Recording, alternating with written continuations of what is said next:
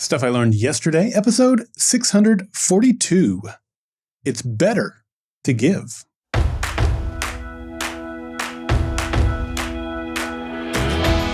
Welcome to Stuff I Learned Yesterday. My name is Daryl Darnell.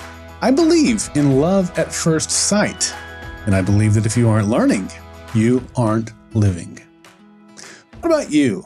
Do you believe in love at first sight?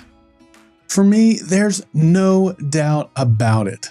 I still remember what perhaps was the first time I realized this possibility was true for me. I was 15 years old, standing in front of the magazine section of Walden Books. I've never seen anything so beautiful or sexy.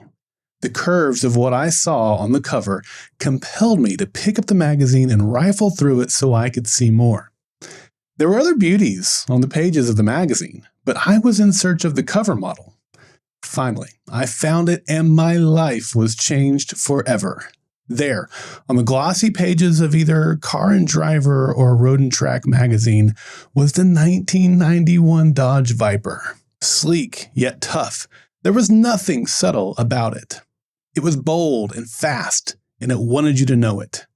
The Viper boasted 400 horsepower and 465 pound-feet of torque coming from a V10 engine. The fiberglass body was mated to a steel tube frame, which kept the weight down to only 3,200 pounds.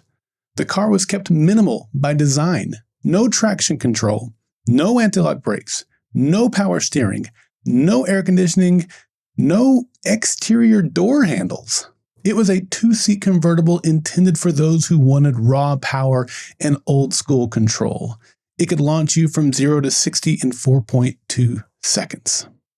Now, I've been hanging pictures of cars on the walls of my bedroom since I first saw the Countach in the movie Cannonball Run. I found a 6-foot-long poster of the Viper and I hung it on my wall, dwarfing every other car that hung next to it. It became my dream to own one someday. Well, that day came just a few years later when I walked into my local craft store and purchased a plastic model kit that allowed me to build my own. By that time, the second generation had been released, which included a hardtop version. I loved this version even more than the convertible. It had this double bubble roof and racing stripes that went from front to back. It was beautiful, and I'm pretty sure that double bubble roof has influenced my love of my Z4, which has a similar, although not as pronounced, double bubble roof. Now, I've mentioned before that my first job was bagging groceries during the summers that I stayed with my grandparents. They lived in an area of Oklahoma City called The Village, and the grocery store I worked for was about a half-mile walk from their house. The store pulled in customers from all directions. To the south was the area where my grandparents lived. It was a middle-class neighborhood with 2 to 3 bedroom homes between 1,500 and 2,000 square feet. The demographic was very similar to the east side of the store, although it was probably slightly lower in some areas that had duplexes and townhomes. But to the west and north of the store were higher income homes. Many of those were 3 and 4 bedroom houses between 3,000 and 4,000 square feet. All of that to say, we saw all kinds of people in our store. When I wasn't bagging groceries, I was sweeping floors. Minimum wage was $4.25 an hour, and I was happy to be earning it. One perk of working at the store was that my job not only included bagging groceries, but our baggers also carried the groceries out and loaded them into the cars as well. So this meant that we were allowed to receive tips. Most trips to the parking lot were uneventful. Customers either didn't speak to me at all, or they'd make small talk about the weather. I really couldn't tell you about any specific conversation I had with any specific person I met during either of those 2 summers. Except for one. After bagging up the groceries for a lady that I guessed was in her late 60s, we headed out to the parking lot to put them into her car. And as we walked, she asked me about myself, and I told her that I was spending the summer with my grandparents, and I was working this job to save up money. She then asked me what I was saving up money for, and I told her that I was saving up money to buy my first car. And so then she asked me what kind of car I wanted, and I told her my dream car was a Dodge Viper. But for now, I was saving up for anything that was reliable that I could use to drive to school and hang out with my friends. It was about that time that we reached her car. It was a pearl white Cadillac. It had one of those fancy trunks that would let you set the trunk lid down softly and then it would electronically pull it down the rest of the way. I finished loading up her groceries and pulled her trunk closed, and she smiled and thanked me for my help. And then she handed me a $20 bill and said that it was to help me get the car of my dreams.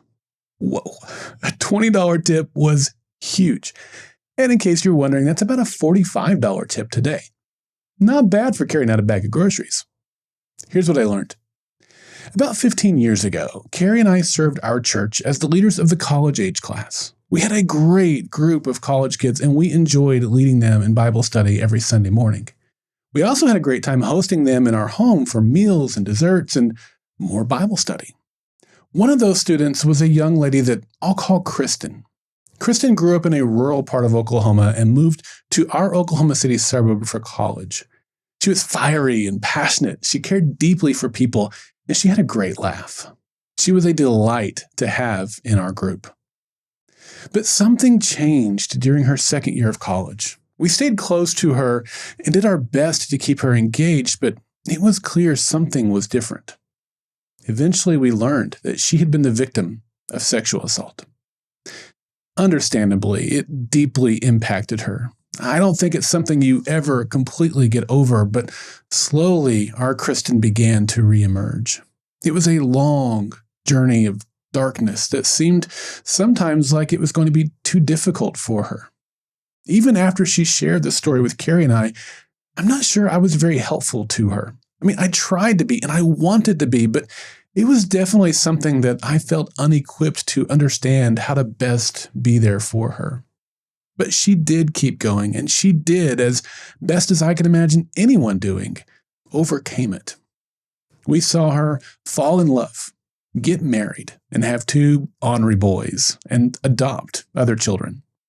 Today, she and her husband have moved back to that rural community where they grew up, and they're making a great impact there. Here's the thing about Kristen. She's a giver. At some point, I learned that she was sponsoring a little boy in Central America through World Vision or some similar organization. And she had been doing that with her own money since she was in high school. She may have been a poor college student, and she may have been in the dark void of dealing with being assaulted, but she never stopped giving. These 2 women still inspire me today. They remind me that no matter where you are in life, no matter your financial situation, no matter what difficulty you're going through, what mountain you're on top of, you're never too good to treat someone with respect and offer them something extra to brighten their day. And you're never too poor to be able to find someone who needs help more than you do.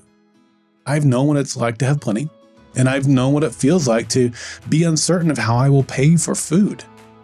Thanks to the inspiration of women like Kristen and the grocery store stranger, I can tell you that when I find a way to give in all situations, it's not just those who receive my gift that benefit and are blessed by it. I'm Daryl Darnell, and this has been Stuff I Learned Yesterday. Well, I want you to be a part of the next Monday Mailbag coming up on June 30th.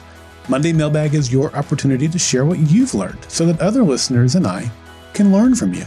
It can be a short message. It can be several minutes long. The only thing that matters is it's something that will benefit others. You can send in questions or responses to my SILY episodes, and I'll respond to them via Monday Mailbag episodes. You can participate in Monday Mailbags by visiting the Golden Spiral Media listener feedback page at goldenspiralmedia.com/feedback, or shoot me an email at feedback@goldenspiralmedia.com.